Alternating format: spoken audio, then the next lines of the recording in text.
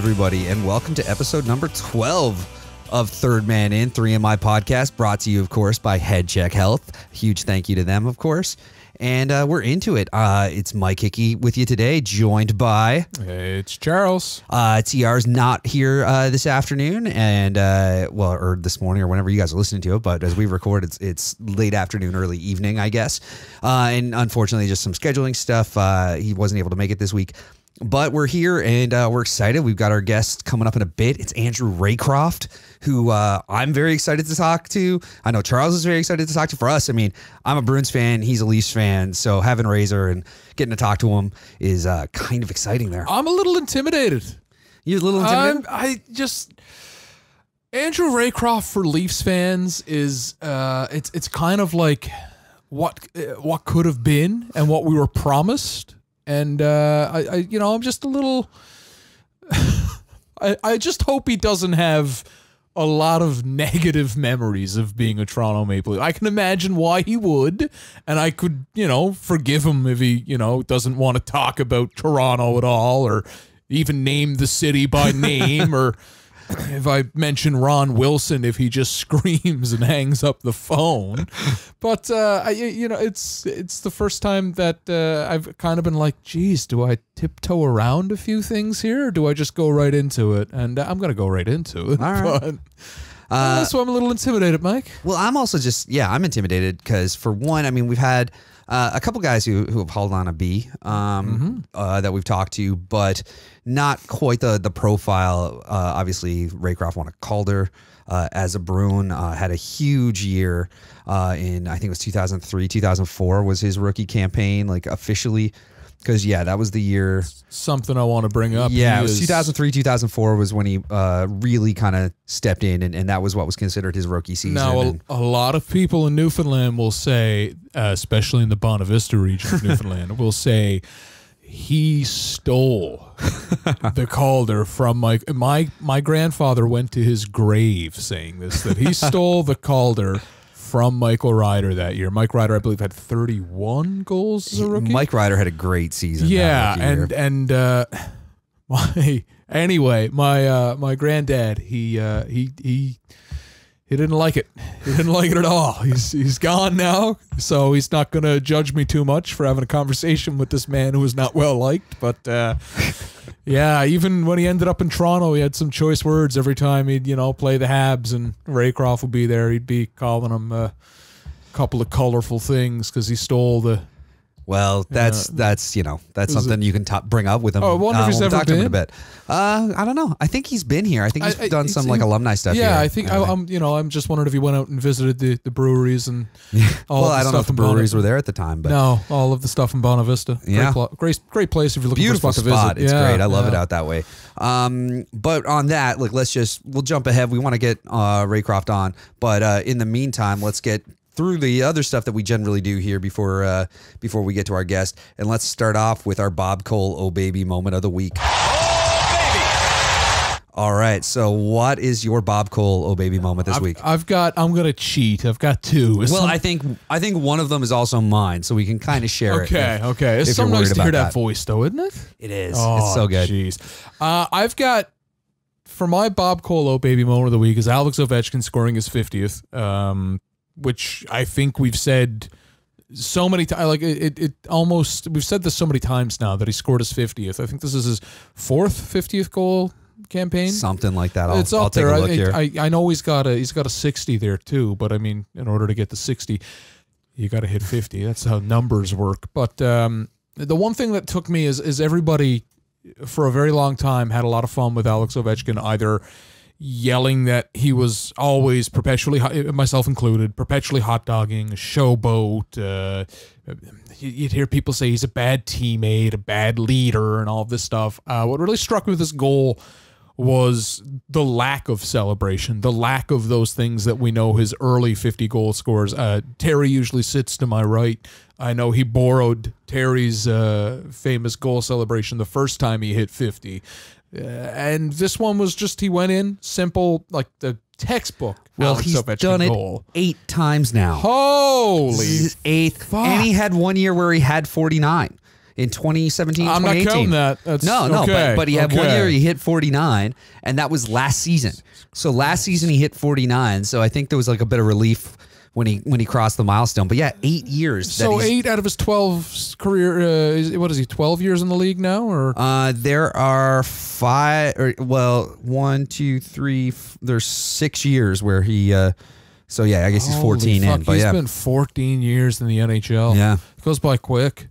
But yeah, his lack of a goal celebration was kind of my I guess the lack of an oh baby moment. But it was just kind of like, every contrarian in sports media that likes to focus on the same things and nitpick and nitpick and nitpick. We're definitely looking for him to do something big and I'll say storm surge like as a goal celebration. And he just did a simple shout, hugged his teammates. I know John Carlson, I think, was the guy who set him up. That was the guy they were all anticipating would leave this team and go chase big money in the offseason. I think he signed 2 days before free agency period. And those Caps, man, they're rolling. They're rolling into the playoffs. It's pretty. I didn't think they had what it took to repeat. I didn't think they had what it took to be a serious contender. Even when I reviewed the lineup and the early start to the season, I thought for sure that this would be, and granted how they looked in the summer, I thought that this would be not only just a Stanley Cup hangover, but the Stanley Cup hangover to end all hangovers. I mean, Jesus Christ, there's a rule created now because of this Caps team that just won that, all right, guys, no more keg stands on the cup. You've ruined it for everybody.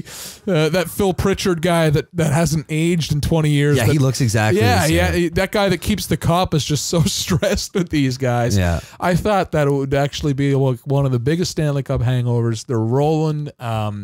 Anyone that has that whole Ovechkin's not a leader, or he's this or that, or he's whatever you want to say.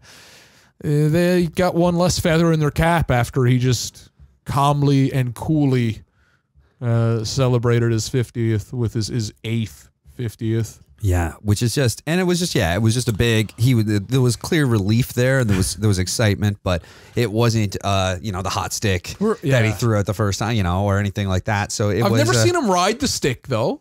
I think that's one of the that's one of your go-tos. I remember being a kid and being, oh man, I must have been 5 or 6. It was like one of the first games I ever went to was an alumni game at the Joe Byrne when it might have still been the Grand Falls Memorial Stadium. Mm-hmm. And it was an alumni game that had like Daryl Sittler, a bunch of guys like that. And I remember Tiger Williams scoring and doing the stick ride. I'd like to know how many kilometers he's got riding the stick. If you added it all up, like he's definitely got he's got enough for an oil change by now. He's got 500K or something. Yeah, he's but yeah, I distinctly remember that from it was like one of my earliest hockey memories was going to see this alumni game back when I was a kid and seeing Tiger Williams ride the stick. One of my favorite celebrations that were, I guess, just over the top. I think it was Marty Straka scored against New Jersey. It was a game-winning goal, might have been OT in the playoffs, and it was he ended up just skating as fast as he could away from the Jersey net to the blue line, and then skated on his belly like a penguin would. And I remember, I was in the 5th grade or 4th grade when that happened, and it was like the coolest. It was the year Johan Hedberg came out of nowhere, I believe. Okay. Yeah, he was still wearing his Manitoba Moose helmet in the playoffs. If anyone remembers that, I don't. Oh, really? Yeah, that's how his nickname Moose came. He had that blue. He was in the Penguins, white and yellow uniforms, and he had that bright electric blue mask with a moose on it. And anytime he'd make a big save, you'd hear the entire the igloo, which isn't there anymore. Well, funny that, because I noticed the other night, Gartig was playing in net. I was at the Ice Caps game on Saturday night. Growlers, try again. Fuck, right. Jeez. Oh, fuck's sakes. I was at the Growlers game. Somebody gave me our guest last week was the captain of that team, and I just fucked that up. Somebody gave me shade for calling it the St. John's Growlers. I did. No, somebody on the internet me, too, and I should have wrote down their name, but I didn't realize I did it. I'm a proud St. John's townie. A lot of my friends have put an asterisk there next to that because I am not a townie, but I lie about it. Yeah. But yeah, so I was at the Growlers game the other night, and it was a buddy's bachelor party, so I was drunk enough that I probably thought it was the Ice Caps. But Went back in time. But yeah, I noticed that like Gartig has like this great Newfoundland helmet that he got put together that's got like a Newfoundland dog with a puffin on the shoulder playing an ugly stick on one side, Cabot Towers on the other. It's got the Growlers logo on top and everything. But instead of playing that, he had he's got like a new Marley's bucket too, because he does split some time back and forth. So he's got a new Marley's mask, and he wore that the other night. Which I thought was kind of little, like, you know, I get why it's new mask, you're excited to play with it, but I still found it a little bit odd. But I mean, but they posted a beautiful shot of it. Also, goalies are, and hopefully we'll get into this evening. Yeah, goalies are the most superstitious of, I won't just say hockey players, probably professional athletes. He's probably wearing that mask for a reason. He's probably maybe, or maybe I mean? It's just that maybe it is the case of like, I know what I'm like when I get something new. You know, it's like, I would. I just want to bust it out, try it, and give it a go. If a goalie does something that like is like, oh, that's a little, you know.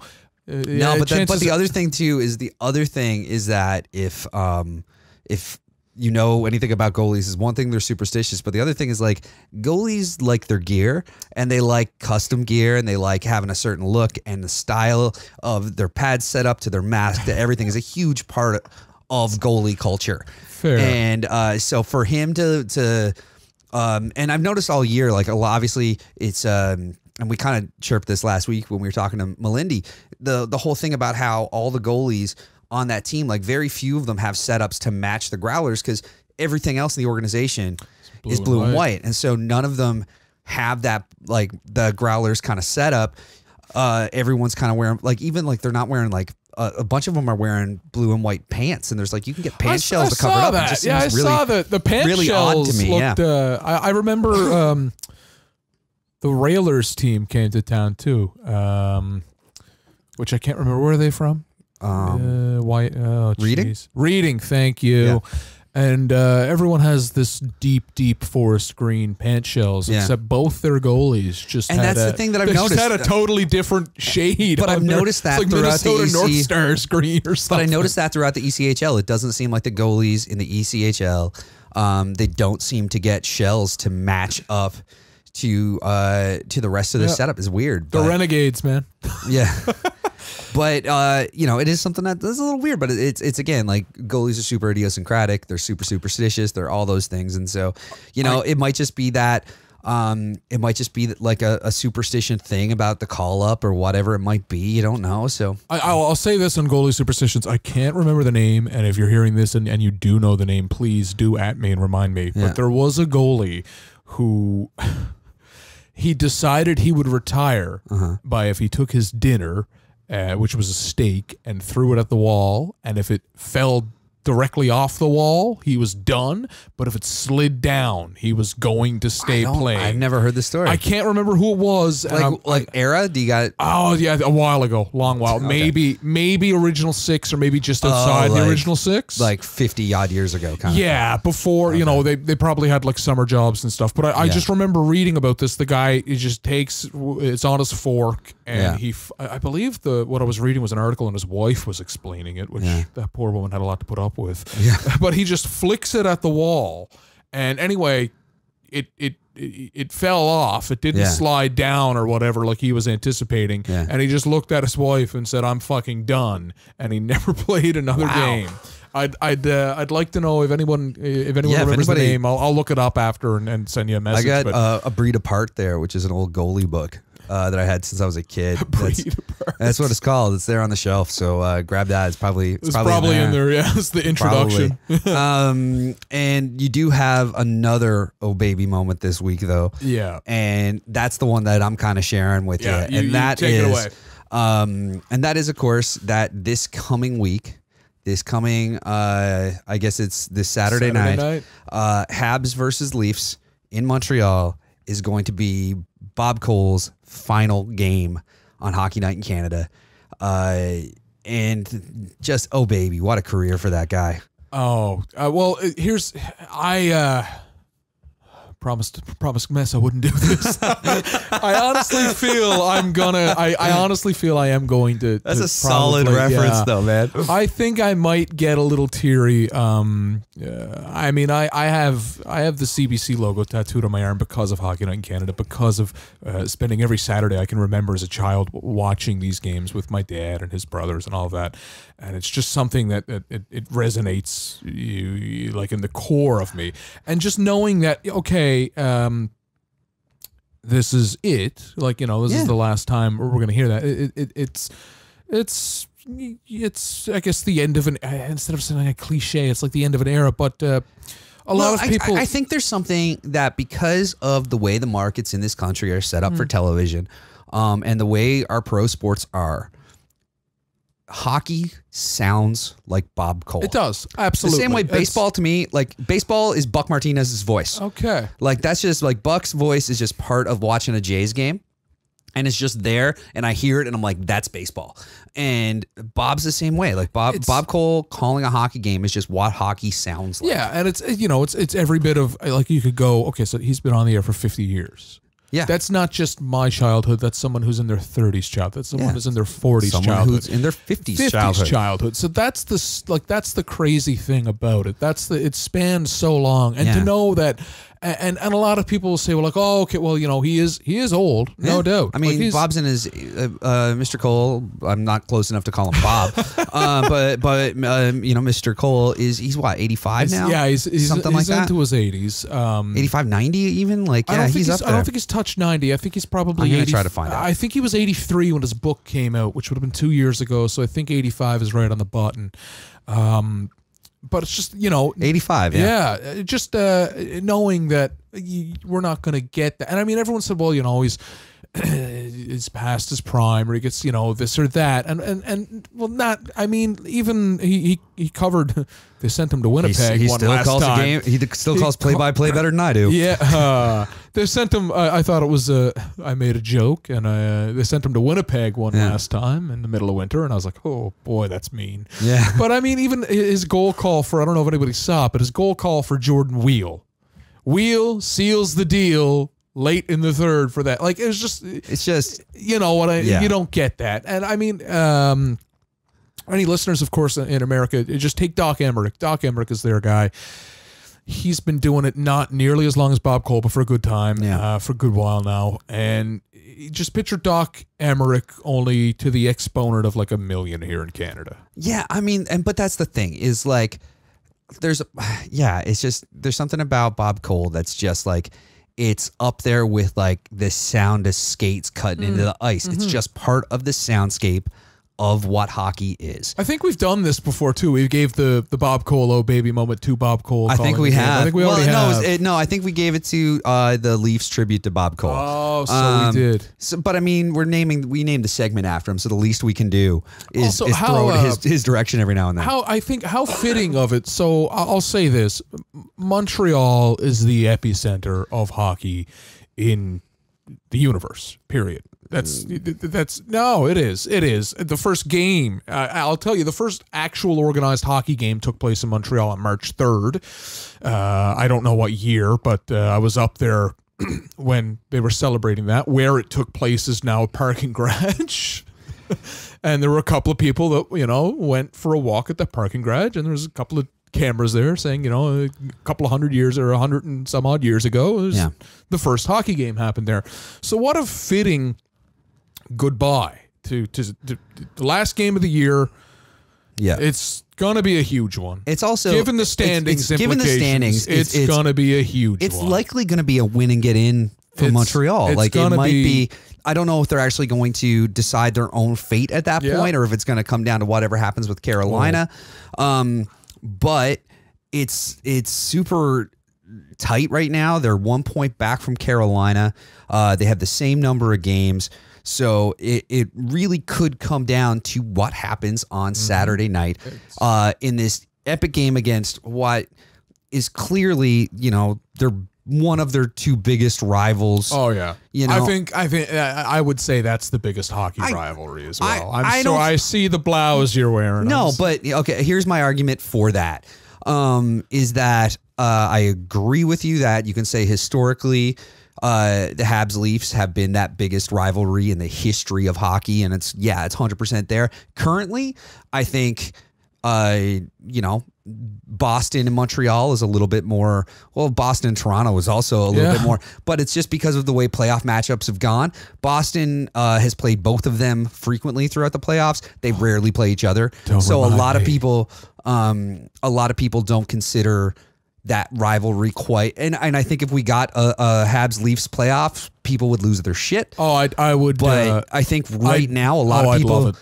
I think right now you could say that just based like in a modern rivalry, it's not quite there. But yes, Habs Leafs is insane. And I'll say that the Habs Bruins is the angrier rivalry. Yeah, it's more of a violent spectacle, especially since the Chara Pacioretty stuff. Yeah, I don't know if it's just since then. I think it's mostly that. Well, I mean, you had Derek Sanderson fighting people outside the pulling James Melindi. I think he fought some people outside of the arena. Even I'd have to check that back up. I think more than anything, though, it's at a point where it's just been. Based on the circumstances, the Leafs have been mostly harmless in terms of that rivalry over the last while. Put that on the bulletin board there. The Leafs have been harmless. Mike Hickey, Bruins fan. I said mostly harmless. Putting that on the bulletin board. I said mostly harmless. I'm going to give that to Assistant Captain Morg Riley to print off. Big fan of the show. Yeah. Well, we've had some of his former teammates on. Yeah, that's why I picked him. But yeah, I think, in terms of just... a whole bunch of things. We got off topic here. We got way off topic. This is supposed to be about Bob Cole. This is supposed to be about Bob Cole and how epic that last game is going to be. And this is the one thing that I took away. What me for going off topic? It's kind of our thing. It's like exactly what we do here. The one thing, one of my favorite, I guess, bittersweet retirements in like sports and pro sporting history has been Nick Lidstrom. Nick Lidstrom at the peak of his. I wouldn't say. Yeah, probably like he was still at his peak. Like he had the longest prime, I think, of any defenseman I've ever fucking seen. At the, he was still league top, and he gave it up. And he told the sports media afterwards, and I believe it was the Barry Trotz coached Detroit Red Wings. Barry Trotz coached Nashville Predators that put the Detroit Red Wings out of the playoffs that year. And Trotz said, "Don't go." And Yzerman said to him. Not Yzerman, Lidstrom, sorry. Lidstrom is who I'm talking about, not Yzerman. Lidstrom said, "I'd rather be done with the game before the game is done with me." So I think that's kind of I know that after last year when he was left off the playoff crew covering hockey in Canada, there was a local news story here in St. John's that was heated, we'll say. It was heated. But I'm glad that it was a case of that, okay, yeah, we're going to give you the major stops, the major cities. Yeah. I think he did 15 or 20 games and then they upped the order at one point for him and stuff. Yeah, and here it is, last game of the year. It's going to be a big one. Yeah. I can't wait. I hope the Leafs win one before then, so I'm not losing my mind. But yeah, I think this is the most deserving way. It's going to be a great game. It's going to just sound so good. It's just going to be really looking forward to it. And again, congratulations to Mr. Bob Cole on an epic career. Oh yeah. And also, going. I think I already told the story where he got mad at me at the Manna Bakery. You did. You already told that story. Look back in the episodes. You can hear about that. Yeah, I think that's like how we introduced the Bob Cole baby moment. Yeah, you telling that story about Bob Cole. That would make sense. I do know from people that kind of know him personally, he would absolutely hate the idea of us spending. I think it's been about 12 minutes talking. Probably something like that. But yeah, he wouldn't be a fan of this. But anyway, congratulations to him on a great career, and we can't wait to hear. If you're around, don't mind the guy in the back of the Duke crying quietly in a Leafs blouse. In a Leafs blouse, crying on Saturday night. Hopefully not because of the score, just because it's. Hopefully not because of the score. But on that, let's while we're talking about the Habs, let's pivot and get into our intentional offsides this week, which is Habs related as well. What a segue! I know, I'm getting better at these. Man, right? That was good. That was good. It was smooth until we actually talked about it. Yeah, no kidding.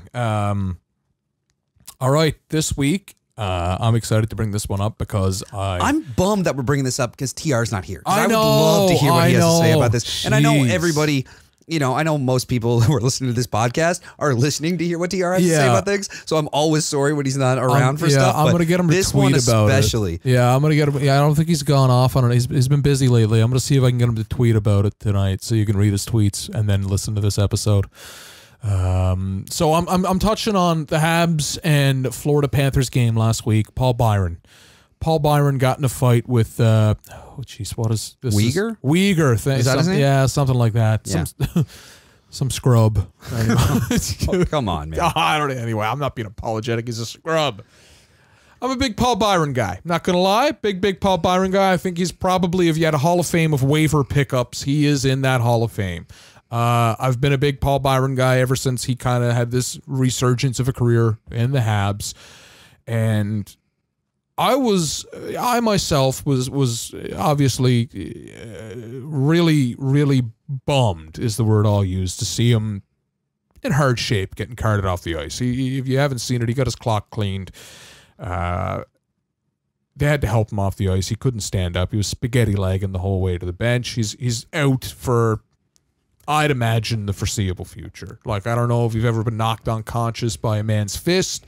Super bad for you. They don't recommend it.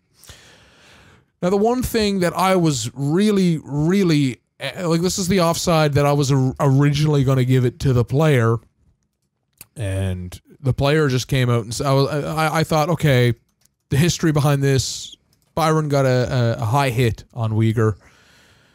He was suspended 3 games, so everyone kind of knew going into this game, it was the same game that they both played since, he would, quote-unquote, have to answer the bell. That's what I was originally going to go off on. I was going to go off on the notion that, you know, it's a suspension. A lot of people didn't think it was worthy of suspension, let alone a 3-gamer.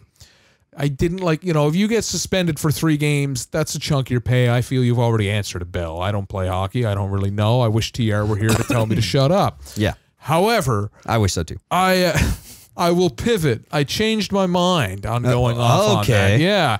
Because I read the quote that Uyghur had made, and I hope I'm saying is no, I don't. Uyghur. So it's Weegar. So Uyghur. I would imagine, but Bob Uyghur, I from time to time, band. I from time to time don't know how to say names like Nylon. So that's a throwback. Yeah, I'm upset you cut me off of my sweet Bob Uyghur and the Silver Bullet Band joke there. I'm not upset about it, and no one listening to it is upset about it. That was a good one. Anyhow, he had said that he literally just looked at Byron and said, "Well, do you want to go?" Yeah, that was it. He said, if he said no, I wouldn't have chased him all night. I wouldn't have. You know, whether or not hindsight bias is a hell of a drug or whatever. Yeah. But after that, Byron did make a statement and said, like, you know, part of my thing to uphold and all that, you do it, you move on. Yeah. But his agent came in. Yeah. And that's the thing. That's where it's the agent quote's the part that I really didn't like. When do you see an agent coming in, besides one particular agent, and I'm not going to mutter his name because he'd probably come after us. He's on Twitter. He doesn't have any hair. We'll leave it at that. You know who I'm talking about. When do you see an agent making a statement? And I believe the agent made the statement like before the Uyghur guy even said anything. It was before Uyghur said anything. It was about how it wasn't a hockey fight. And it's like, no, it's exactly what a hockey fight is. There was a hit on the ice that happened ages ago. 3 or 4 games ago, yeah. You know, happened ages ago in hockey time. Yeah. But it was still something where one player got hurt, one player got suspended, but it was the first time meeting since, and them looking at each other and going, are we gonna go for this and just kind of like lay it out this way?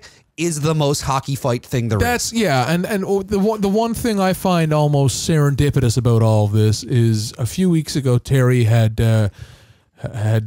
gone really Ken Dryden philosophical on us with a guy that he had met, and he had said, well, technically there's no fighting in the game. Yeah. There's no fighting in the game. Because it's a penalized thing, so technically there's rules against doing it. Yeah. Therefore, that's the league saying that it's not allowed. No, I do believe that you kind of you need hockey fights. You need it. I think play last night in Detroit against Boston, and I think it's something that we'll all talk about. And I mean, something TR will talk about. It's that if you're going to have hits in hockey, you have to have fights in hockey. Something boils over. I fought a coworker once at a game of ball hockey. Did you really? I did. He was a goalie. Great. He was a goalie. I was in front of the net, and I was, backing into him, and he was giving it to me with his blocker. Yeah. And I gave him a hack, and he gave me a dart with the blocker, and then before I knew it, my gloves were off, and he throws down, and we got in a little scrap. We got in a tussle, and we were coworkers. And the next day, I was like going to work. He was senior to me too. Like he was a senior coworker. The next day, going to work, I was like, "Holy fuck, am I gonna get fired for like Jesus Christ?" And it was a note that was on. It was literally he was he was in the office before me, and he's like, "Yeah, great game last night." He's like, what happens at ball hockey stays at ball hockey. Hopefully, it's not a habit. And we were actually like. You could tell we were in a fight too by looking at us like. Yeah, but it was just one of those like, sure, it's ball hockey, but it was still just a leave it on the ice thing. Exactly. That was on the ice, and this is the rest of our life. I got along with the guy too. It's just that whatever, and usually playing ball, I played defense, but that week they put me up at 4. It was like when Bufflin was tearing up the league, so they were like, let's put the big guy in front of the net. See what happens. And what happens is he fought his fucking coworker.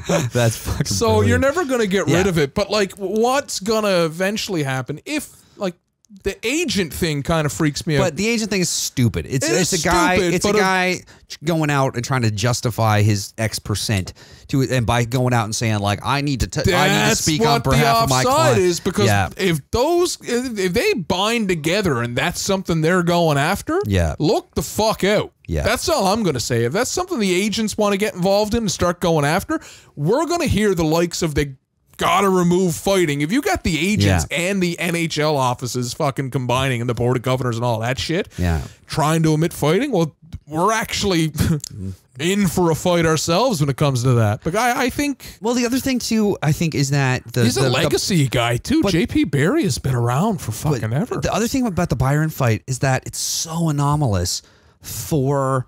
that to cause a head injury the way it did. Yeah. And I mean, we're sponsored by Head Check Health, and obviously that's, keeping that in mind and all that stuff. Like, I don't want to see anybody get a concussion. No. I don't want to see anybody get knocked the fuck out. And that's why my kind of thought on as somebody who hasn't played that level of hockey is fighting is the policing that kind of keeps dangerous hits in check and all that kind of stuff. And very rarely, and most people that I know that have had concussions will tell you that they get them, and TR went off on this before about that crazy hit that you saw when he was in junior. Yep, rotational force. And it's just, it's a hit that is more likely to cause a concussion or any kind of problem like that more so than the fighting is. And the fighting is the part that looks more brutal, and it's the part that people jump on for that reason. But I honestly think that it is the balance for the check, quite literally. It has gone away a staggering amount, especially with like, I can remember, I'm not going to say 10, we'll say 15 years ago. You probably couldn't get through a game without there being a tilt off a draw. Yeah. And I honestly can't tell you the last time I saw a fight off. I saw one, a week ago where two fellas come out of the penalty box and they go, which one I fucking love. That's like one of my favorites. Yeah. But like, oh geez, this guy got I just love like from Goon, just that like, you ready to go? Yep. And then they come out and square off. It's great. I thought Kadri's going to get in one a few games ago, and I would have loved that too. But sorry, I cut you off. No, it's that's. I just think if the agents start poking their nose in that, once it's that double-edged sword. It's like, did the agent say it because the player wanted him to say it? Because that's always one of the big paradoxes. And I mean, it's certainly possible that was the case, but it's also very possible that it's not the case, and this is just an agent trying to get out in front of something. And I didn't like it. I didn't like it. Yeah, I didn't like it at all. And it was funny. I was ready to go off on, because I was going to say that the serendipitous thing about this was Max Domi suckered. he suckered, what's his name, Ekman Larson. Yeah. And Ekman Larson just wouldn't go with him. There's a whole thing, it was preseason, that was, and there's the whole thing was like, oh, geez, you know, he's going to have to pay for that. And Ekman Larson wouldn't go with him. No. He wouldn't, you know. And I mean, that's the thing, is like there's a degree to it, but again, it comes down to the fact that it's not like Uyghur went after Byron without kind of checking. Like you said, he checked with him to say, like, you know, are we going to go? And he said yes, and that's when they went. And that's the thing, is that there's that level of answering the bell that, you know, but I just the framing of that question when like literally the go is socking one another in the head. Socking, like you know, so we got to go. And then, you know what I mean? That's something. Yeah. That's something to. It's just, it's a whole thing. And again, I really wish we had TR here to kind of weigh in on this because of his experiences and stuff. And so, I think it would have, and I want to circle back to it when we do get him back on, just to chat to him about that. But I just, more than anything, the agent coming out, it's just one of those. That's to what me, I that's didn't someone like. just over. That's really, to me, somebody stepping outside, and you know, just thinking about the last week I've had, it's kind of awkward to say, but it's somebody that's stepping outside what you want to hear from them about. Yeah. And it's, you know, someone just not minding their, you know, anyway. One thing I'll say about that agent, though, he got Byron a good deal for a waiver pickup. Longevity. Like, he got a long so maybe he can say what the fuck he wants then, if that's the case. You know, he did justice there. I was hoping Paul Byron would kind of end up in a different team and a different color, but wasn't the case. But still playing. But still in the Atlantic Division. But probably still playing Saturday night. Yeah, one would with say. Bob Kolk saying his name. One would say just around 1,100 kilometers or so down the road to another major city in the Eastern Seaboard. On that we'll pivot, because I do want to. There is something with our hashtag hot take this week that we want to get to before we talk to the guest. Of course, our guest, as we stated earlier, is Andrew Raycroft, who is a Calder winning goaltender, who's played for the Bruins, the Leafs. He's went on the road after that. You want to do the game? Let's see if you can do the game. Oh, I can't. I can't at all. You can't? This is a tricky one. I did this last week before we knew he was going to be on the show. Even. Yeah. We got somehow during that Habs game. I went up for that Habs game. We got talking about Andrew Raycroft. Yep. I think it's because he chirped me on Twitter. I think that might be. I think you chirped him first. Well, his was. We'll get into this. We see.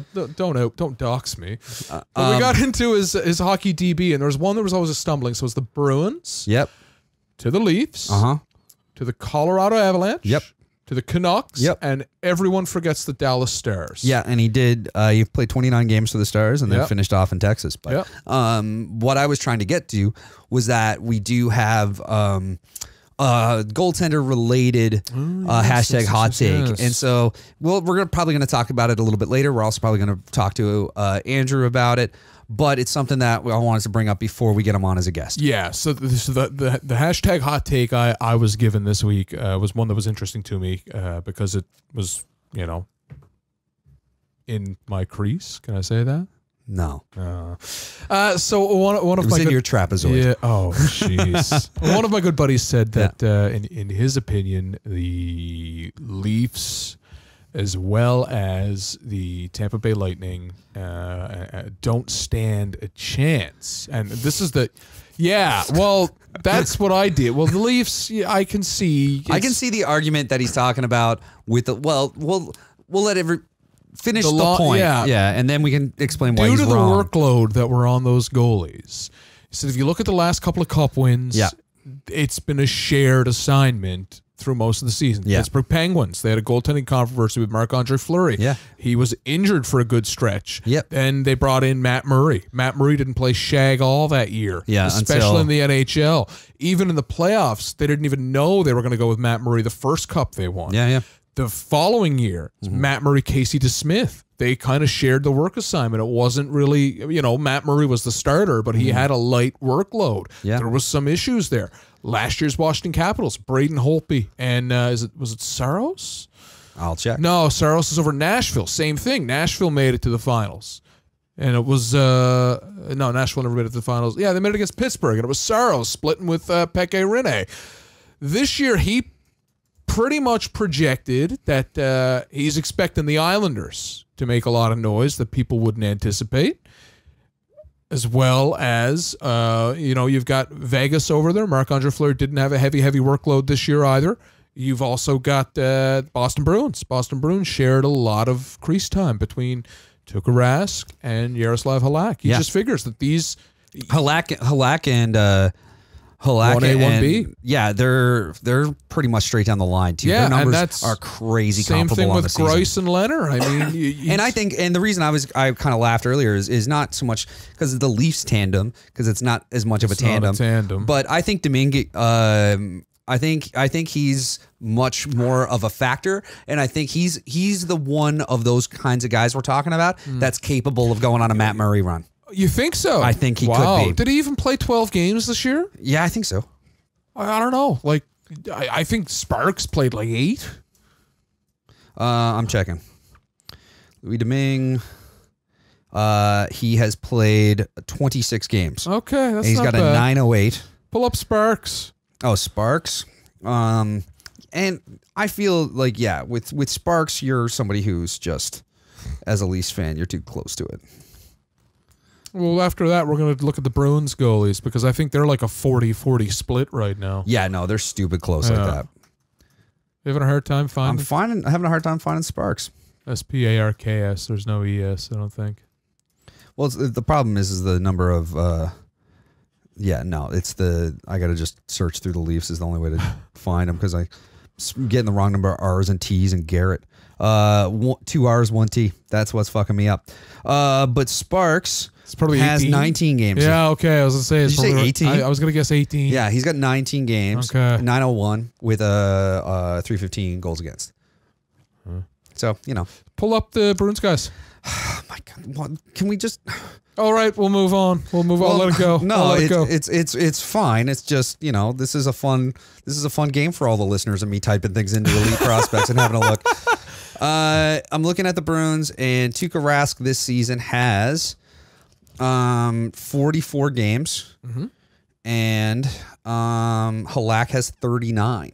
Yeah. Who do you go with in the playoffs? Oh, you start Tuukka. You start Tuukka? You got to start Tuukka. Okay. He's Tuukka Rask. Like you got to give him your number one going in, just because of who he is. How long is that leash? They're playing the Leafs, so I mean they're going to be playing the Leafs, and so I think the leash is a little bit longer with that, because I think it's just a little bit of a back and forth. But I think. Oh, you're anticipating a longer series? No, I'm probably I'm anticipating longer than you. I think. Okay. But I still think that it's going to be one of those, like, I don't think if the Leafs take game one handedly, then maybe you go with Halak for game two. Okay. But I think it's one of those things of it really just depends on the performance.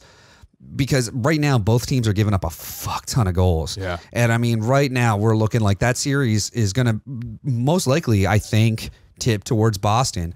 Remember that first round series a few years back? It was Pittsburgh and Philly, and like guys had 17 goals. Yeah, I think it might be something like it feels like mid '80s Oilers matchups is kind of what we're getting into here.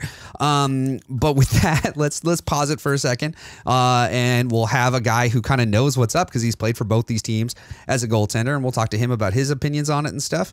And so we'll have Andrew Raycroft when we come back after this word from our sponsor, Head Check Health. Concussions are serious business. Concussions and post-concussion syndrome had a huge effect on my career. Whether you're a player, a concerned parent, a coach, a risk manager, or an executive, they're a major area of concern. Head Check Health has developed software and services that improve the way concussions are assessed, tracked, and managed at all levels of sport. Their goal is to create a safer environment of play by giving better tools to the individuals responsible for documenting and assessing concussions and providing better data to administrators to make real health and safety improvements. HeadCheck currently works with organizations across the country like the Canadian Junior Hockey League, BC Hockey, Rugby Ontario, the Western Lacrosse Association, and more to advance their concussion management practices. If you're interested in learning more how HeadCheck can help your team or organization, please visit headcheckhealth.com or email info@headcheckhealth.com. That's headcheckhealth.com or info@headcheckhealth.com, and tell them TR sent you. All right, guys. This week, our guest is someone I'm really excited to talk to, mainly because I'm wearing a Bruins shirt right now,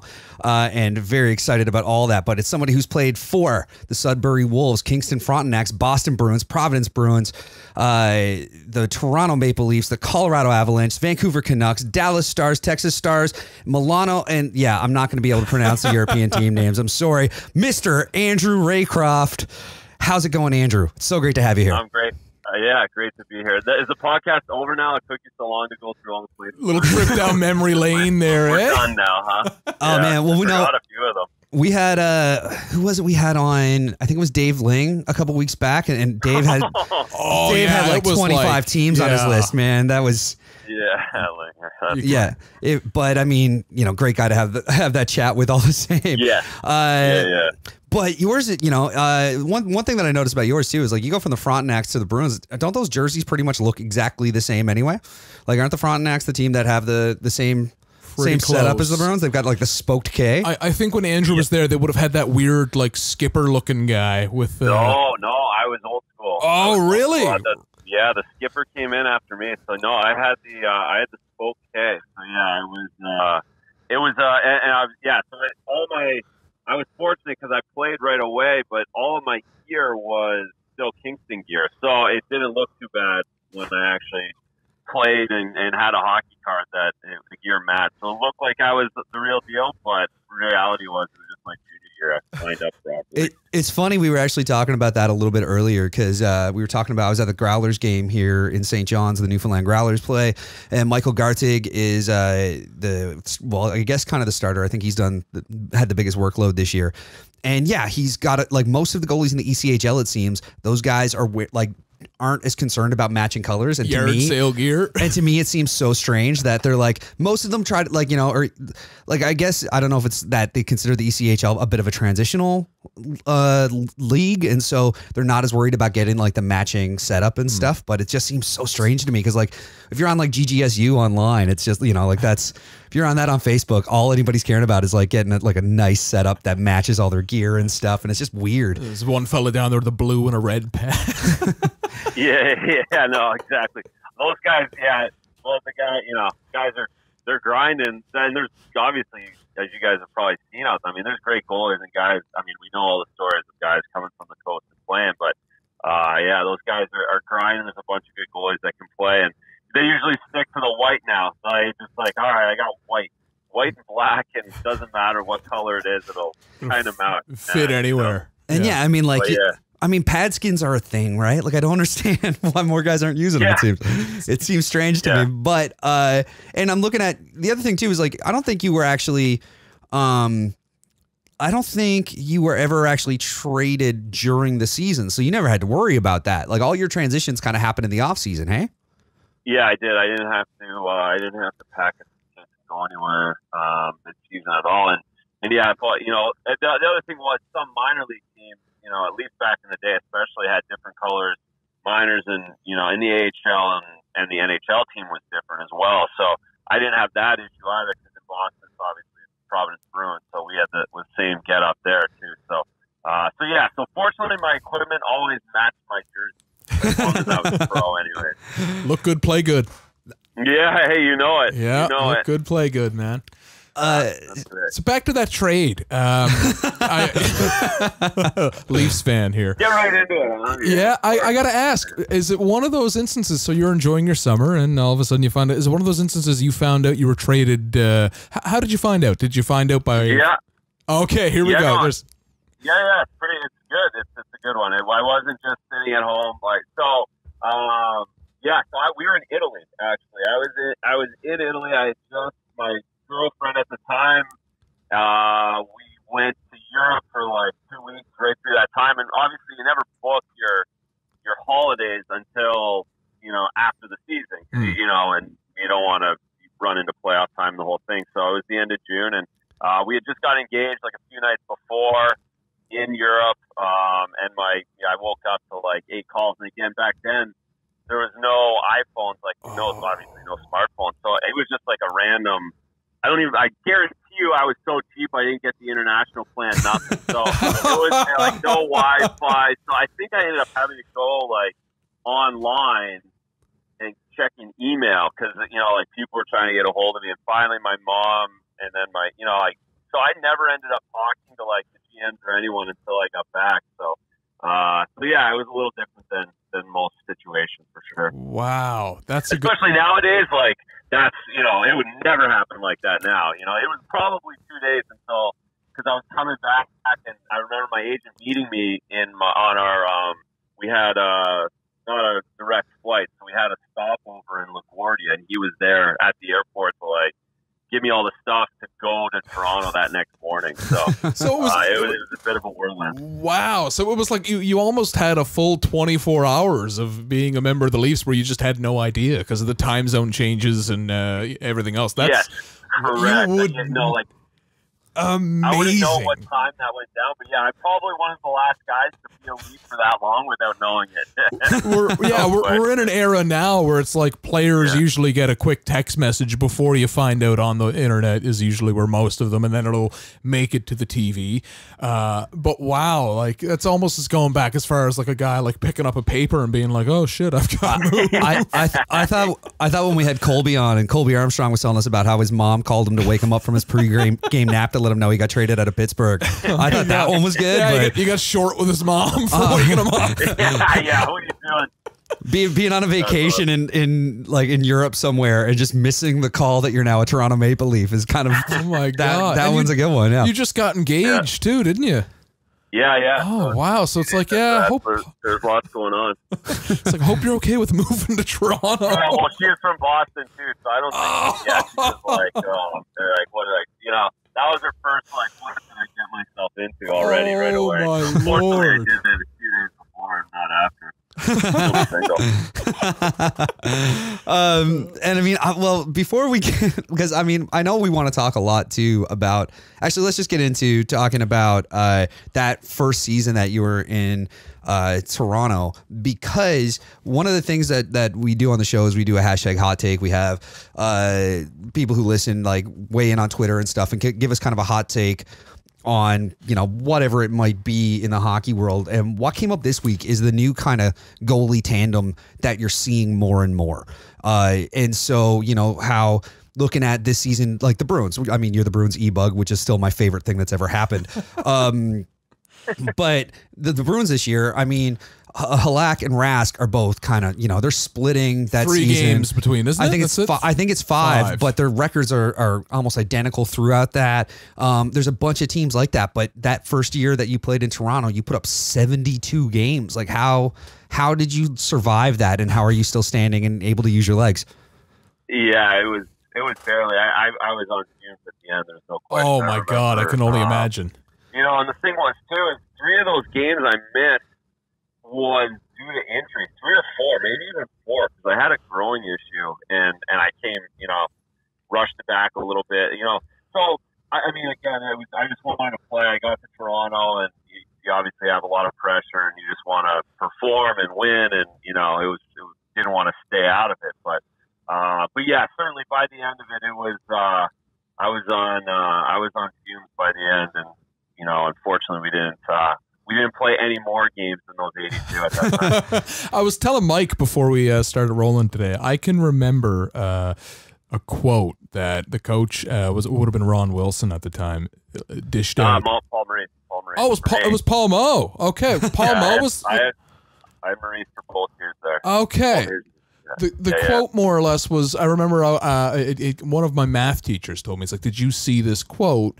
He said he's riding the razor for the rest of the way.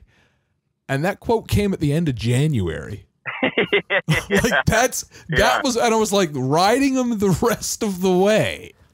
That's a hot take there, man. Like, that's a hot take that, probably, again, wouldn't be said in today's NHL now that they have science. And I think it goes beyond. I think it's like common sense. Well, science. I mean, the thing is now is that you got guys reporting like who's leaving the ice, or like first from war, from the like game day practice and shit like that to try to figure out and get the hint as to who's going to be the starter. Saying in January, nah, it's fucking Raycroft the whole way through, man. Like, we're riding him the whole way. That's insanity. Late January too. It was absolute like it was 2 months from where we are now. Previously, we're gonna ride him the rest of the season.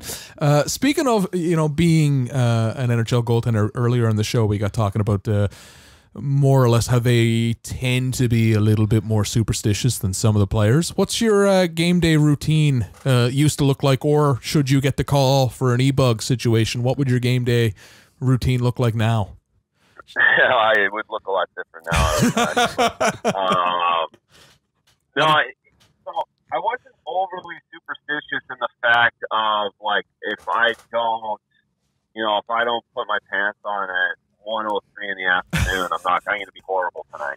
It didn't get to that extreme, but especially as I got a little older. But it was more, and I don't know if that, more routine. So routine being, I wouldn't necessarily eat the same thing, but we'd eat around the same time. I would get on the first bus, not the second bus, or so it's a lot of that. But it wouldn't be like, I have to eat this meal the night before a game, otherwise I won't play well, or.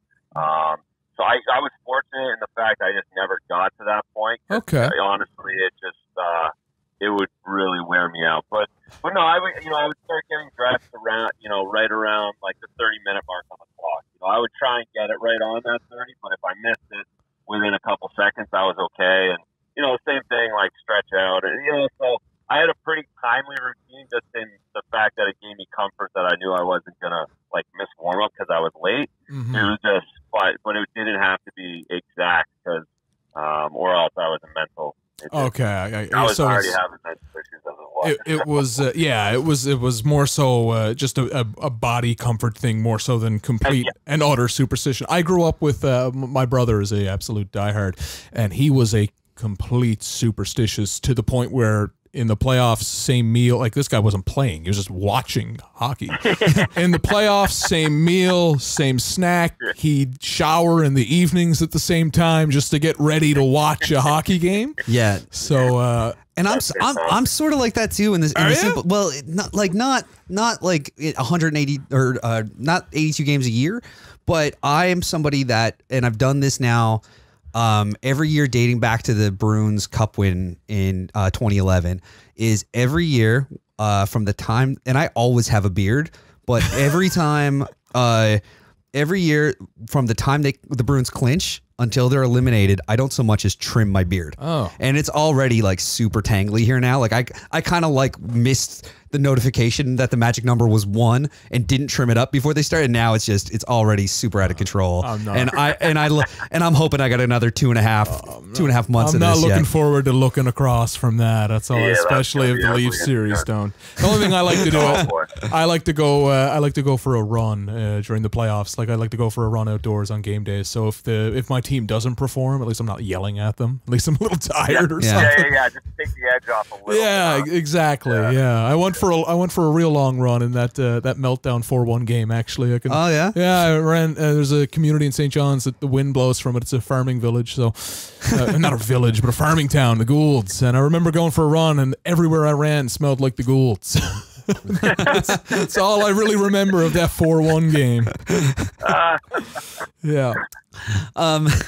But speaking of that, though, I mean, obviously, you also played for Colorado, Vancouver, and Dallas, but the Bruins and the Leafs are kind of we're a Bruins fan and a Leafs fan, so that's kind of particularly where we're super interested about talking to you about all your time with both those teams. But another one that was kind of cool for us is out of St. John's, the year that you came up and had your first full year with the Bruins, where you put up 57 games, you won a Calder. Your goaltending tandem partner that year was Felix Potvin.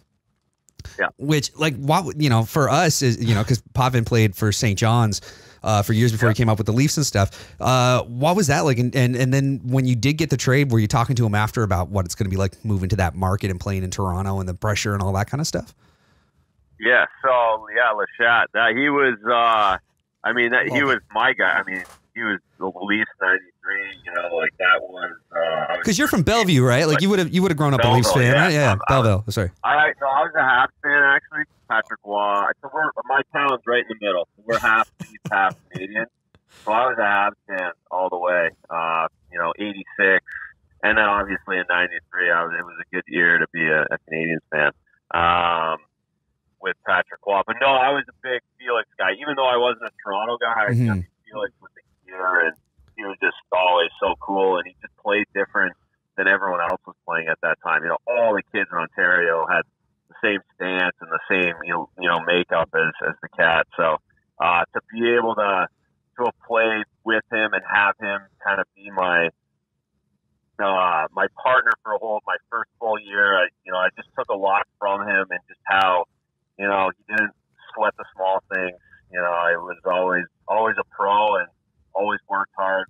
I always remember and always took it with me. And, sometimes I probably should have taken breaths at times, but I remember him, they did the interviews after the game. And back then, this is, again, in 2003, like, there was only one place to do it, and it wasn't like a bunch of media. There was no Twitter, obviously. And, he got pounded like 5 or 6 to 1 at home, and he was supposed to do the interview after, but they expected him not to. So they came in like, "Yeah, you don't have to do it." He's like, "What do you mean?" I said I was going to do it. I'm going to do it. So at that time, that was like a big deal for a goalie to do that. And I always took something from that. That was just kind of the way it was. Like, I didn't play well, but I'm going to stand up to it, and no big deal. So I'll be better tomorrow. So he was the best. He a guy you keep in touch with? Not too much. I mean, I saw him around Toronto a little bit. I was actually with a few of the alumni guys this weekend. There's a big tournament down here. Glenn Healy was here, and I was asking about him, and he sees him a little bit in Toronto. But he's got his kids, and but no, he had like kids. He was that much older, where it wasn't like a outside of the rink relationship, just because he had 3 kids, and I was basically a kid. So the last thing he probably wanted to do is hang out with me on a home game night. He wasn't going to be like Patty Marleau taking in extra kids or anything like that. No, that's right. Exactly right. I don't blame him either. That's fair. Mike had mentioned you put up the Calder that year, and I've got a question for you. Have you spent any time at all in your travels, Andrew, in Newfoundland? I think the Marleys were still a thing there when you were in the Bruins farm system. 100%. Okay. So I've been to the Rock twice now. Okay. So I played the 2 game, the home and home game in what would it be? Whether it was 2001, 01, 02, or 02, 03. Okay, be the Baby Leafs. Yeah, Baby Leafs. Yeah, it was definitely Baby Leafs. So I was up there for that weekend, which might as well definitely felt like a year and a half. For that weekend we had up there, I don't think I slept very much. I know I played the first game and we won the first game, and I'm sure you guys remember that was always the big thing. Like, especially for a goalie, like, it was perfect because I got in, won the game, and then I got the rest of the weekend to myself. So I know I didn't sleep very much Friday, and I know I didn't sleep at all Saturday. I remember getting on the bus on Sunday morning to get to the airport at 5 or 6 in the morning, and not many of us had slept. But yeah, it was a great weekend. And then I just went up last year, I guess, last February or so. Okay. With Bruins alumni, we played Montreal in the big building there. We went on a tour, played. Right, actually. And, yeah, I had a buddy actually mention that to me. I was a guy I was playing with last night, and brought up and told me he played with you in that game. And, yeah, there you go. And that you said at the time that like that tour was because you play out a lot now too. Besides, like, I mean, but you mostly play out when you play alumni stuff. So was that? And he was saying that was like the first time you had put on pads or something. Since it's my buddy Leo, and if I don't name drop him, he's gonna get mad. But he's gonna name drop that for sure. But yeah, he said it was like the first time you put on pads since you retired. Yeah, it was that second. So the first time was for the Winter Classic at Gillette against Montreal alumni. would have been a couple, like the last Winter Classic before this past Right. when the Canadiens hammered Montreal, that one. But and then so that was my second time last year when I went on the tour last year and played Montreal again. So Wow. So so that was and that was also my second time to St. John's. Is it like riding a bike, putting the pads back on? Not typically, mentally and somewhat physically, but it definitely hurts a little bit more, and it, I take it a little. I try and pace myself a little because, all it takes is one extra stretch or one extra move, and that's why I play forward as much as possible. It just seems too easy for me to, I made it through most of my career healthy, so I don't want to ruin it now. Yeah. Fair point. It's kind of my split too. I played in net growing up as like street hockey, ball hockey goalie, and then when I started playing in minor hockey a bit late, there was already enough goalies, so I started playing out, and so I only started playing in net on ice like 2 years ago, and I split my time now on my beer league teams. On my beer league team's e-bug, but I was waiting how long you'd bring that up. Of course, I'm going to bring that up. I'm a beer league e-bug. It's quite the thing. I actually got the call to play tomorrow, but I hurt my rib a couple weeks back, and I don't want to hop in net again yet. But yeah, it's this guy can't even stay healthy. I know it's rough. But how are you going to be an e-bug if you can't stay healthy? Well, I don't know. I think I'm staring down a short career as an e-bug if I'm not ready to answer the call when it comes. But no, you're right. That's right. They're going to lose that number. I know. Well, that's it. It's tomorrow night. We got to we got a bunch of rescheduled games that popped up last minute, and our regular goalie can't make it. No, that's a problem. Well, the worst part is I'm going to be there playing out anyway. It's just I don't want to get in net and have somebody else crash me. Boys are going to be scrambling. I know it's going to be rough, but I think we're handedly in first place. So I think it's mostly safe. Throw your biggest throw the pads on the biggest defender. Well, that's see where it goes. Probably me again, right? That's the fucking problem. I've seen them do that in a few OHL games where they just didn't have enough goalies, and it's like, all right, like our D-man's going in. But so now though you are back in Boston. You said that's where your wife's from originally, right? So you're back living in the area, and you're working for NESN. You are the Bruins e-bug, even though you almost got the call a couple months back, wasn't it? Yeah, it was. I was so I've been on the list, for a few years, and they've called a few times, practice or whatever, and there's no way they're going to get me in practice. I've seen Sarah a few times already. I don't need to see him in practice, on a Tuesday morning when I haven't put gear on for 8 months or 8 years. But no, so they have me. So I was doing the telecast. I was doing the period, the pregame, postgame at the rink, and then Tuukka got run over, and I was basically the most qualified guy in the building to go in that was on the list. So they ran back to my house. They had all the interns on call. There's 3 interns running back in Uber to go get all my stuff at my house. So it was touch and go a little bit. I knew Yarrow was going to not get hurt no matter what, and I'd be okay. But certainly it was. My heart was racing a little bit because I was actually in the building. It's a different call when you're like, hey, Tuukka's not feeling great. Are you within 20 minutes today? That's kind of how the call goes usually. Yeah. Okay. If we need you, can you get down here? Because if they can't, there's a couple other guys that they'll put in the building or that are even closer. So, but yeah, at that time I was definitely in the building, and so was my gear. My gear's now there officially. So the trainers are my buddies that were here from before, so they just threw it in the back cage. So it's always there at the rink now whenever if it's ever needed. So for that, when that's the situation, did you dress and sit on the bench or anything, was it just no, it didn't get that far? No, so the rule, you can't do that, actually. So, because if I dressed and sat on the bench, you need a contract. Yeah, you'd have to sign. Yeah. It messes up rosters. They'd have to take a roster spot for me to do that. So, no, what it does is it comes down to, a league decision. They'll give me 15 minutes or 20 minutes to get dressed and get out on the ice. They'll have to stop the game because it's, extensive circumstance. Yeah. So whatever that is. So no, you can't technically dress and get on the bench.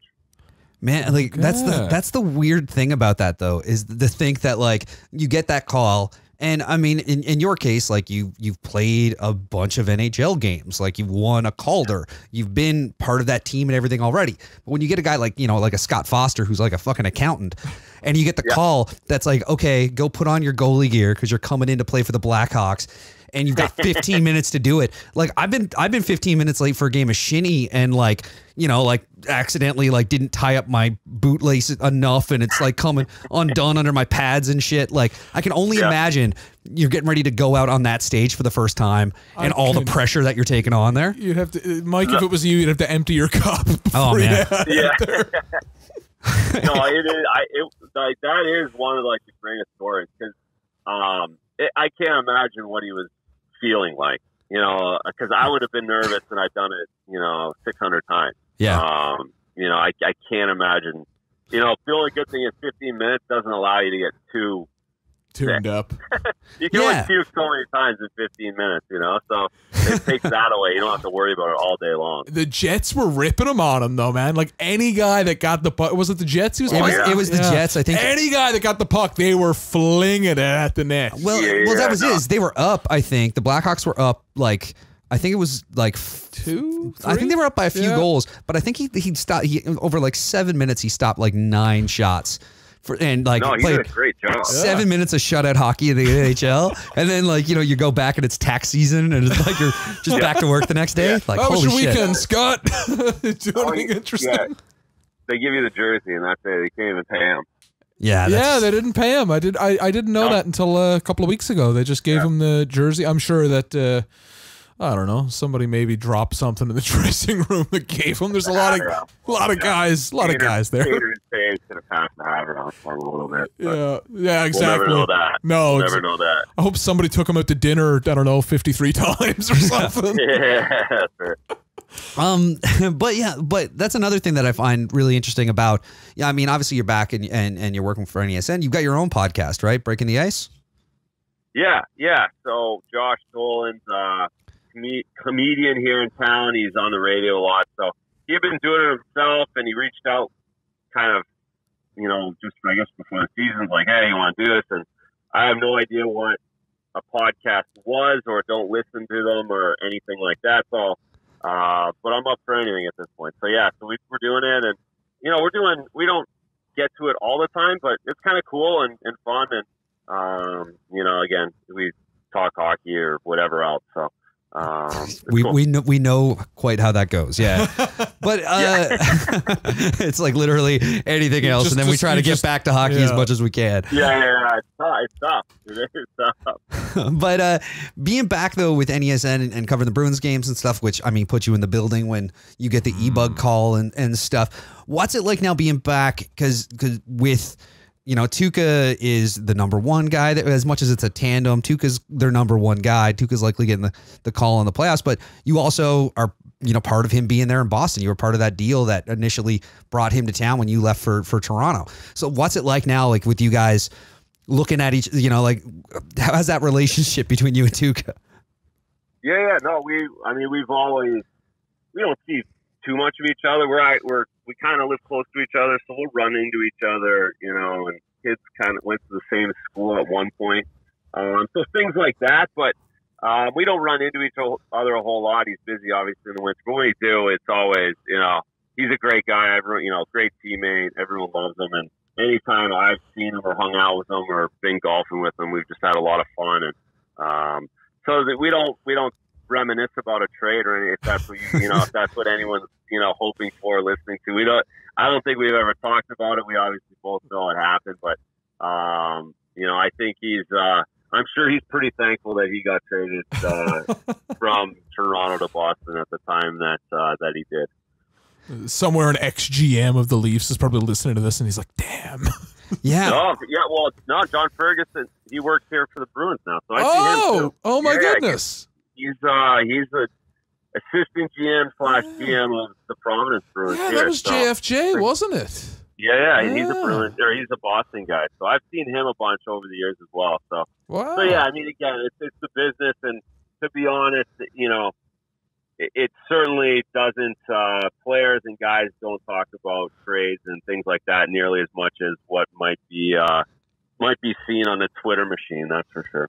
Ah, yes. Well, yeah, I mean, that kind of seems like, you know, I think that Twitter's never gotten anyone in trouble before, has it? no, No. no, but I think that's kind of a thing. Like, I think if you get into that headspace, like, you just can't survive if that's the kind of stuff you're thinking about all the time. It's funny, right? another ex-Leaf, Joffrey Lupul, he got traded as part of that Chris Pronger situation, and he used to make a lot of jokes about that trade on Twitter, even to the point where they ended up at the same physiotherapist, and he asked him if they wanted to trade appointment slots. He used to make a lot. That's the only one I can really ever recall. And I mean, obviously, Pronger went on to play in the Cup Finals, and you know, that was one of the ones I remember seeing a guy always bringing up who he got traded for. Yeah. Yeah, I mean, my kids. I mean, it actually validates me a little bit. I know, like, it's funny. Like, of course, everybody who wants to rip me. That's like the thing. It's like, oh, I can't believe the Leafs traded, you know, Tuukka for you. That, you know, it's like the easiest thing in the world to say, and it's, you know, it's simple, right? But for me, like, being here, it actually, like, for my kids that are, you know, under the age of 10 who never saw me play, it, like, validates, like, hey, I got traded for that guy. Like, oh, you might have been good at some point if you're getting traded for that guy. But you know what I mean? So, I love that that's it. It's not that you won the fucking Calder. It's well, you got traded for Tuukka, and Tuukka's all right. I was waiting for him to come back to the Calder, and it was a reason I asked if you've been to Newfoundland before. There's a small community about 3.5 hours away from St. John's. Oh, yeah. Okay, yeah. Yeah. Oh, he knows where I'm going. All right. And from that small community, there was a man who put up, I think, 31 goals. Which was like 50 that year. Was that? I said that's like 40, 50 now. Yeah, exactly. Yeah. Like, that was clutch and grab. Like, yeah. And anyway, I remember from that same community as that hockey player is my grandfather. And I remember my grandfather thought it was like a signed check that Mike Ryder was going to win the Calder. Like it was like easy money. Like it was he was close with Mike's parents as well, and it was easy money. And I can still remember like the awards night, and it didn't happen. Boy. And I remember being a kid. I'm like, I'm gonna call Pop and see how he's doing. He's okay. I think he took it more personally than like anyone that played in the NHL ever. I feel bad a little bit. Don't. He didn't. He only watched one. He only ever watched one team. Yeah, of course. Yeah, depending on who. I sensed that too. Yeah, depending on who you ask, the wrong team. Yeah, that's right. It wasn't. It wasn't close either. It was like almost unanimous. Yeah. No, that's. I played with, and then I ended up playing with Ryder and Ribeiro in Dallas. Like at the end. So Ribby was like one of my favorite guys. But yeah, Michael's a great guy too. So it was funny, you know, to bring back that Canadian Bruins matchups that we had. Yeah, and then of course, but when you were here last year for the Habs Bruins alumni stuff, did anybody here give you shit about it? No, I didn't get. I don't remember it anyways. I don't recall anyone, you know. But I certainly, you know, I know Michael Ryder's the favorite son in those parts. No question about that. Oh, 3 hours over the highway, absolutely. Yeah, he's awesome. He was always late. It's the funniest thing. Like, he was always late. Oh, really? Yeah. Wow. Yeah, I mean, the stories in Boston are legendary, but it happened in Dallas, too. It was the funniest thing. Tardiness, eh? Yeah. It's that half-hour time zone difference. It shags you up, man. It shags you up everywhere. That's it. You've always got that half-hour time difference. He's on island time, man. What? I'm late. He's on island time. Yep. I'm sorry. So you're working with, as Mike alluded to, you're working with Nissan. Is it Nissan? New England Sports Network. Nesson. There we go. Yeah, I'm not gonna. Obviously, I'm not gonna put you on the spot here. I'm gonna ask you to do Well, I'll call it a Don Cherry prediction. You won't say who's going to win in the series. Well, how long do you see a certain series of interest going to? No, it's going to be a battle. I mean, so I said, I said it loud, or I thought it anyways. The way I see it is it's 55-45, depending on who has home ice, which looks like Boston almost.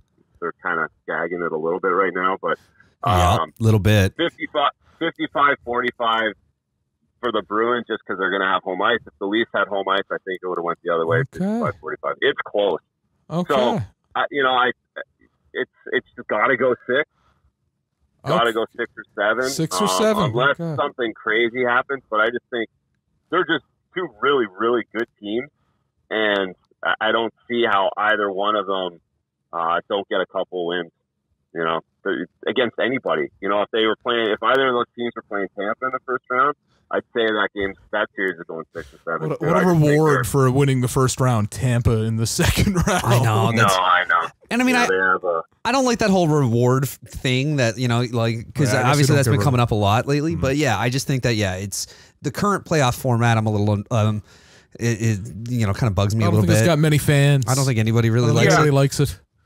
No, I agree in the fact, there's no reward. Every series is tough. Like, we're going to overlook. There's 3 series we're overlooking right now that is going to be an upset or really close. You know, whatever. No one knows what it is. You can't predict it, but I promise you there's going to be a lower seed that wins the first round that we're like, ooh, I was surprised that happened. Oh, I'd be betting on the H-Canes. Stop saying the H-Canes. Can you just say the Canes? Can you just say the Canes? He does this to me every week, and I'm just like, stop calling them the fucking H-Canes. You just call them the Canes. The H-Canes might not even get in. They got the happy fellas are coming. Yeah, I mean, they are. Right. They are, and we were talking about that as well. Like, with this coming Saturday night is going to be that Toronto Montreal game. That's Bob Cole's last game, and it's going to be like win to get in for the Habs. Yeah, I hope it is, because that'll be awesome. I just hope the Leafs clinch before then, or I'll be like, I'll be watching that game. Oh my God! I'll be like lighting cigarettes in the bar, and I don't even smoke. That's how stressed I'll be. Yeah, no, I wouldn't wish that on any of my Leafs fan buddies, but that would be interesting if they don't get a couple wins here, and the Canadians do. Oh man, it's gonna be an intense one. Heart rate's going up thinking about it. Are you gonna get it? Do you think there's a chance you're gonna be able to like get a feed of Bob Cole calling the game anywhere, or are you gonna be too busy listening to the Bruins game? Because it's Bruins Lightning that night, right? But they're an afternoon game, so like it's an afternoon game. So it'll be more dependent on where my family is dragging me that evening if I get a chance to go. But I think down here, I would imagine most of the time the hockey night games are on the NHL Network down here. I'll have to check, but otherwise I get Grapes the next morning, and I'll definitely get Bob Cole the next morning on somewhere online, because it's going to be a miss to not have him on Saturday Night Live like it's been for the last 35 years of my life anyway. Yeah, it's that's what we were talking about. He's been doing it for 50 years now, right? The 9:30 starts, like we had those. I don't know how old you guys are, but the 8 o'clock starts, on Saturday night when I was a kid. You know what I mean? It's a long time ago now, but. Yeah, and yeah, it's the same thing. Like growing up, that's what I was saying earlier. It's what hockey sounds like to me. It's right up there with like skates on a clean sheet of ice is Bob Cole's voice, right? Yeah, that's right. No, exactly. Wow. And and we get the celebrity sightings. Like we get to see him around town every now and then too, which is always nice. Yeah, that's right. But I mean, I'd be remiss if you working for Nesson and all. Like, can we just and Chuck's already kind of shuddering at this. Can we talk about the greatness that is Jack? I just love him so much, and just the like bonkers bias that he just wears on his sleeve so much. I just fucking love it. Bonkers bias. That's like the best. I haven't heard it put that way, but that's it. He is a Bruins fan, and he's not afraid or ashamed of that in any way whatsoever. So yeah, and he's like that. I mean, that enthusiasm is not manufactured in any way whatsoever. He loves it. He loves the Bruins, loves the game, and loves what he does. So in that way, he's an absolute pro. And yeah, sometimes even as Bruins fans, I think people are like, "Whoa, that was that was a little biased, Jack. But for the most part, everyone loves him here and loves what he, loves how much of a fan he actually is. Yeah, I remember it was just a couple weeks back the game the Bruins played against the Hurricanes.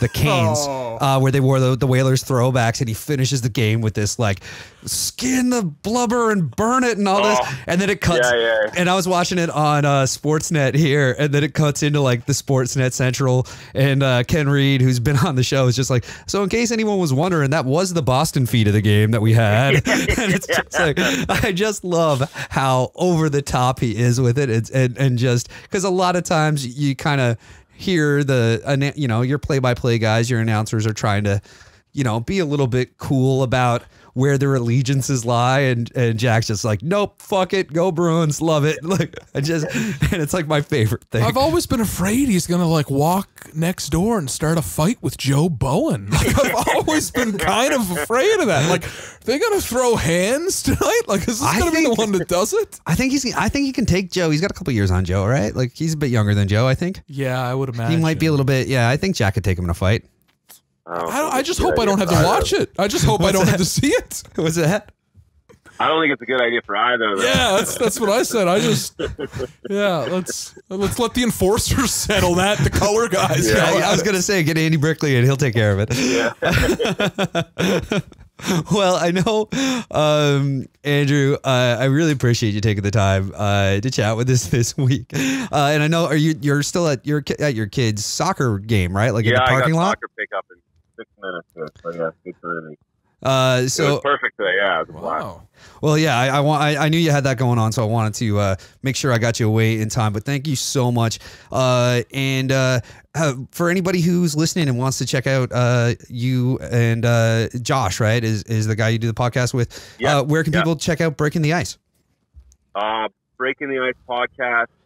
I'm assuming it's in the Apple Store, wherever you get podcasts. Josh has got that under control. So it's Breaking the Ice podcast, and then I'm on Twitter at Andrew Raycroft, at Andrew Raycroft. That's me.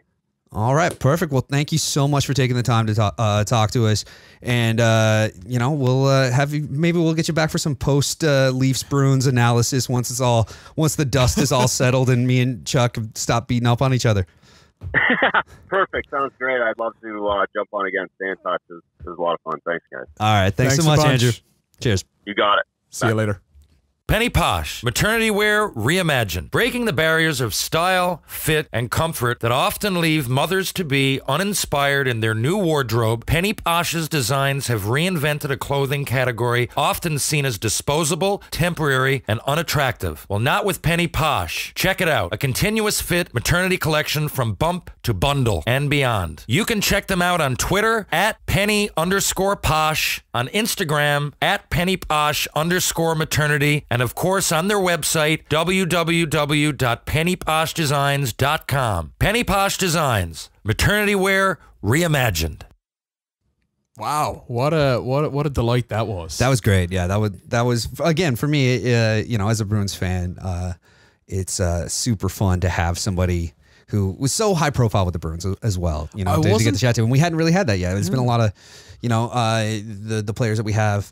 Had a couple guys who wanted to be, but yeah, that was fun. That was really exciting for me. It was cool. And he's a great guy. Yeah. It was so great to get a chance to talk to him, and he was so kind of open and genuine and really generous with his time, and everything was great. I'm so happy I wasn't going to get to the Calder one, but but you brought it up. When we were chatting with him, I was like, if he brings up the Calder 3 times, so I was looking at you, I was like, if he hits 3, I'm going to it. I'm going back. And he knew right where I was going. Oh, yeah. As soon as you said Bonavista, he started laughing. He knew right where. And like he said, too, it's like it was pretty much unanimous. It's kind of one of those things where, like, you're trying to explain to your elderly grandparent that it's probably not going to happen. They just weren't having any of it, eh? Yeah. He did mention there that he's active on the Twitter, and he mentioned the 55-45 coin toss. He was chirping me with that. Yeah, you guys had a little bit of a back and forth there a week or so ago. After like a devastating Leafs loss, he puts up this like nice video of Bruins secondary scoring over the weekend. No, it was a tweet About it was that Yeah. who was it? It was somebody scored and it was their first goal in a while and it was a beauty goal. Charlie Coyle. Was it Coyle? I think it was Charlie Coyle, and his quote retweet was more or less like, and don't say the Bruins don't have secondary scoring. And that team's got crazy. I was looking I was looking at it, and I literally replied, I was like, Jesus, not now, Andrew Raycroft. I was wondering when we were chatting, I was like, does he know that was me? I wonder. Probably well, not. he does now if he's listened back to it. Yeah. But on that, we've already kind of covered off our hashtag hot take this week, which was the talk about goalie tandems. We talked about it a little bit before. We talked about it a little bit with Andrew. It's